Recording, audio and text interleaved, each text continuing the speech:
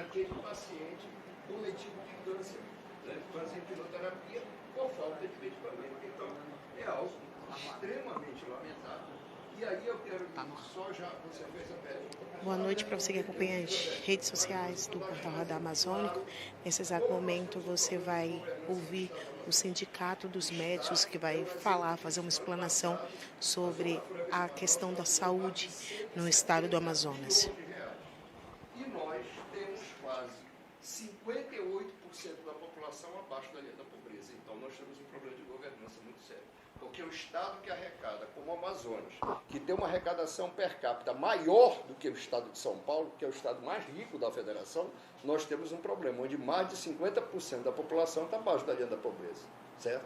Então, nós temos um problema de governança, e um problema de governança muito sério. E um exemplo claro está aqui na saúde. Quando se atrasa pagamento de trabalhadores, porque não é só médicos, o Estado tendo excesso de arrecadação. Então, nós temos um problema muito sério, porque o próprio Estado descumpre o orçamento que encaminha para a Assembleia, que é um poder legislativo que aprovou aquilo que virou uma lei, que é a lei orçamentária do Estado do Amazonas. Na sua opinião, a terceirização da gestão hospitalar poderia evitar que isso acontecesse? Uma gestão séria, de uma empresa séria?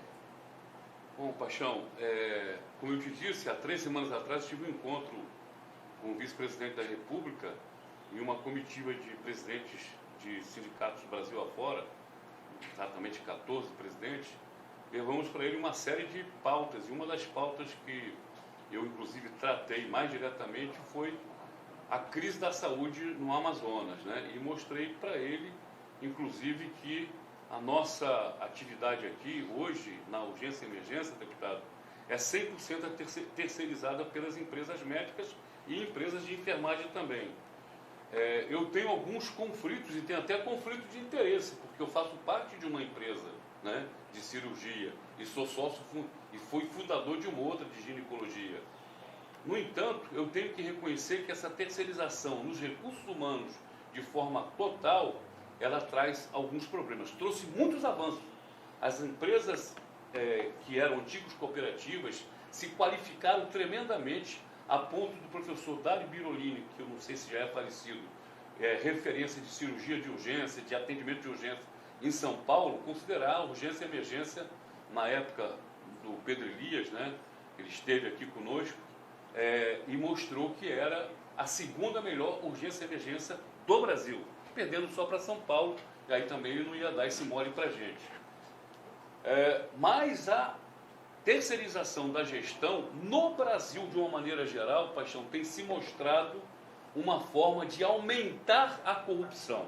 Não quer dizer que uma gestão pública direta, né, também não escape disso. Eu acho que o que o senhor disse aqui sobre uma auditoria nas contas da Suzano e tal, ontem também o deputado Wilker Barreto falou e mostrou por A mais B que realmente tem alguma coisa errada, né? Porque os valores que têm se passado para a gestão da saúde no Amazonas para a Suzano só tem aumentado, né? O valor gasto até agora, esse ano, é maior do que o ano passado. Só o que foi orçado, é uma coisa que alguém me mostrou, é sempre menor do que foi para o ano seguinte, talvez para poder fazer suplementação e aí ter esses rolos. Mas, Paixão, respondendo diretamente à sua pergunta, as OS, as formas de terceirização da gestão, em poucos lugares deu certo. E aí, você que teve agora uma experiência em São Paulo deu muito certo. Não sei exatamente de que forma. Isso o vice-presidente debateu comigo lá. A realidade de São Paulo é uma, mas na maioria dos estados, todas as vezes que se terceirizou a gestão, de alguma forma piorou. Tá? Então, a gente tem que talvez estudar como é que isso foi feito em São Paulo, mas quase 100% dos hospitais públicos em São Paulo, deputado, o senhor deve saber disso, são organizações sociais. Que é o modelo do Delfina. Só que o Delfina custa muito caro, né, deputado? O senhor sabe que tem alguma coisa exagerada lá. E o Delfina hoje só funciona plenamente porque este sindicato, desculpa aí o pedir, que foi atrás de pedir que ele fizesse o funcionamento pleno. E foi através de fiscalização, de visitas que nós fizemos, que hoje nós estamos impedidos por esse governo ditador, que impede o sindicato há mais de um ano de entrar. E, coincidentemente, a piora das condições de saúde desse Estado é a partir de um ano atrás que o sindicato deixou de ir lá denunciar. Eu tenho uma pergunta para o deputado Sidney. Chegou ao nosso conhecimento que ele entrou com um radinho justamente por conta dessas contratações indevidas. Como isso vai funcionar de fato e o que isso significa? Então, aí é uma questão pontual. É a questão desse modelo de regime direto de contratação que o Estado optou para contratar enfermeiros especialistas que atuam em UTI, centro cirúrgico, em área de emergência em si. E veja bem o seguinte, na mensagem que o governo encaminha no dia 4 para a aprovação da referida lei, ele faz referência a uma outra lei, mas ele se baseia num TAG, que teria sido promovido pelo Tribunal de Contas do Estado. E esse TAG não existe. Você pode procurar a publicação desse TAG 01 de 2023, não existe. Segundo, essa lei que ele faz referência para aprovar a referida lei no dia 4, que ele encaminhou para a Assembleia, diz que isso se dará em que circunstância? E eu posso disponibilizar isso para vocês. Quando calamidade pública, calamidade na saúde ou epidemia. O Estado, pelo que ele se sabe, ele não reconhece a calamidade na saúde, apesar de a gente estar vivendo. E esse instrumento que ele busca é pegar aquele dinheiro do que foi aprovado do piso nacional para os trabalhadores de enfermagem, os técnicos de enfermagem e outros, no sentido de pegar esse recurso, botar ali um teto para remunerar esse pessoal. Ou seja, é ali uma pedalada nesse sentido. Então, essa DIN, nós entramos, está aqui no Tribunal de Justiça do Estado do Amazonas, e nós aguardamos aí a decisão do tribunal, no sentido de que a gente possa ter êxito, já que nós estamos mostrando várias contradições que estão nesse projeto de lei, inclusive esta lei aprovada na Assembleia, que faz referência à lei que eu citei, ela faz referência a incisos que sequer existem, né? Aí alguém pode dizer, mas foi erro de redação, mas paciência. Se vocês fazem referência ao inciso e você vai procurar e esse inciso não existe, então você mostra aí toda essa realidade e quando ela faz referência, a base dela teria sido um TAG. Essa é uma outra questão, inclusive saindo daqui, eu estou me dirigindo lá para o Parque 10 para ter uma reunião com os enfermeiros e avaliarmos essa questão, essa situação. Eles também são vítimas de salários atrasados, né? E só para concluir, resgatando aquilo que você colocou na gestão, a gente fala de 4, 5 meses de salário atrasado. Agora, eu não sei se vocês tiveram a oportunidade de ler o documento do acordo. Aqui fala em dívidas de 2020 e 2021. Né? Então, a coisa é muito mais grave, muito mais séria. Né? Foi disponibilizado para vocês. A enfermagem então, tem dívida de 2017. Nós estamos falando de que não é dele, aí, mas ele tinha que assumir. Desde 2020, né? Que é um absurdo que tenha médico que tenha pagamento atrasado do ano de 2020. Deputado, deputado e presidente, só uma licença, eu sou o Fred Precol, sempre está na live. A gente está com um jornal no ar e o apresentador vai me chamar aqui. Não sei se tem mais alguém ao vivo, além de mim. Mas só então, quando o apresentador me chamar, assim que eu responder, invariavelmente vou atrapalhar a fala dos senhores. Então, o que eu gostaria, só para a gente combinar rapidamente, eu vou dar o sinal aqui para eles me chamarem, e eu faço uma pergunta para cada, e é uma oportunidade muito boa, porque é um jornal ao vivo.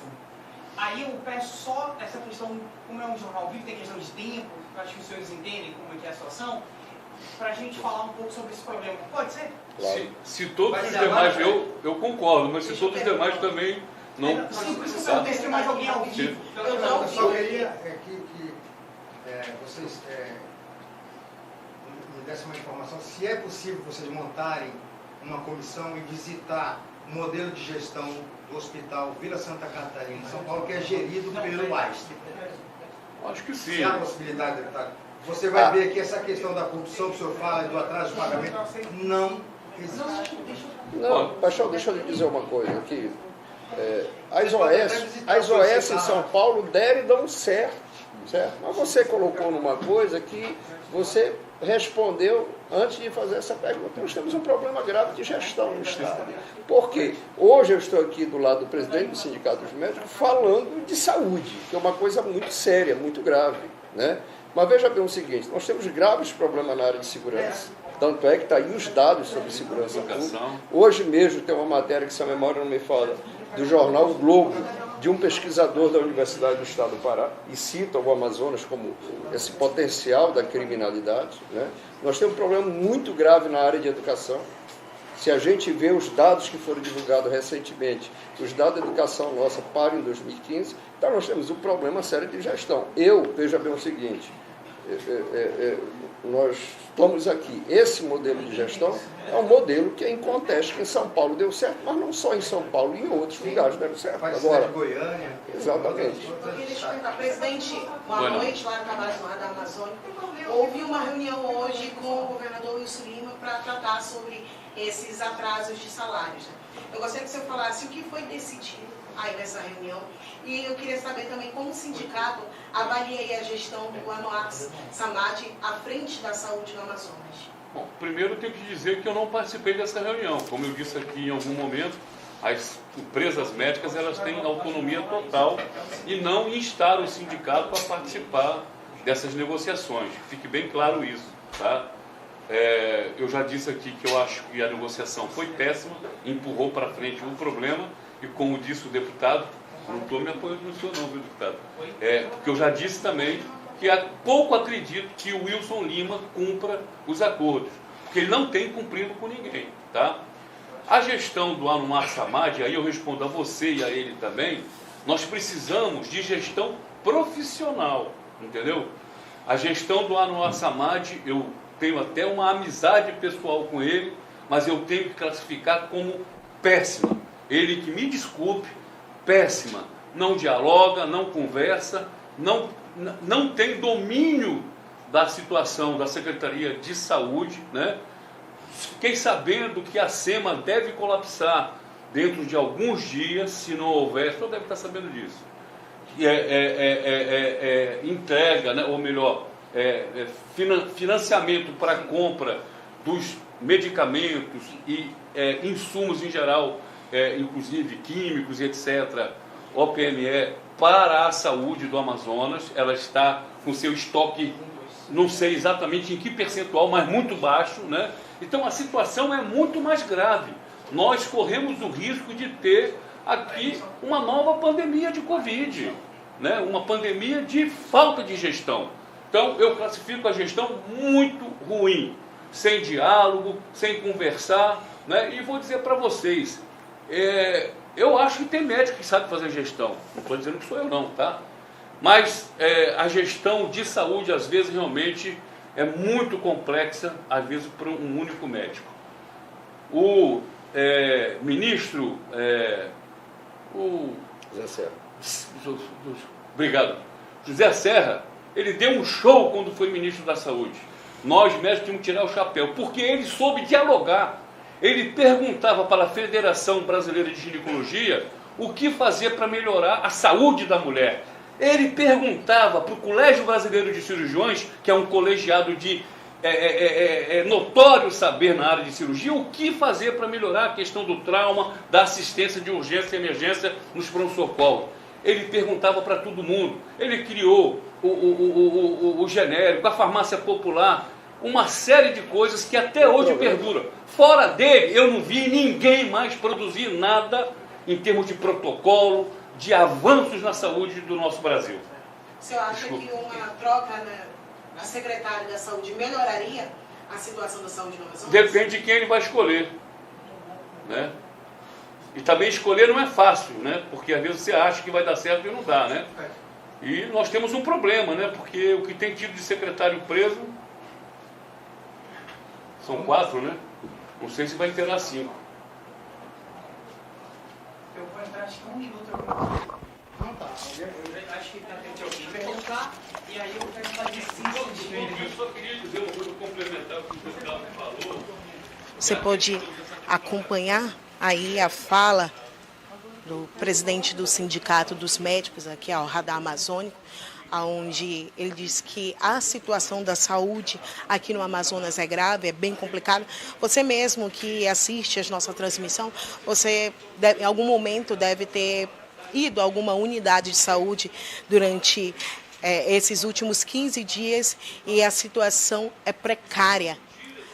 E como foi acertado aí com a reunião com o governador Wilson Lima, ainda nesta quinta-feira, foi acordado que um pagamento ia ser liberado e os demais atrasados, que são em torno de 4 pagamentos, seriam pagos aí no início de 2024.